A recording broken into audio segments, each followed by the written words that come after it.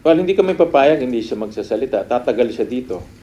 Senator Sherwin Gatchalian has threatened to move ousted Bamban Mayor Alice Go to a regular prison cell if she ducks questions about her purported connection to a raided Philippine offshore gambling operator, Pogo, Center in Bamban, Tarlac, at the upcoming Senate hearing.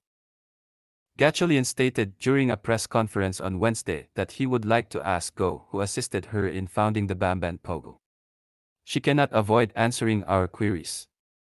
We're going to keep her in here for a while before moving her to a regular jail cell. She might be moved to a prison facility instead of being held in the Senate detention cell. She cannot avoid answering our queries. Well, hindi kami papayag, hindi siya magsasalita. Tatagal siya dito. At we will transfer her to a regular detention cell. Hindi na siya dito sa ating detention cell, baka i-transfer na siya sa correctional. So, hindi kami papayag na hindi mag-i-evade pa siya ng tanong. No?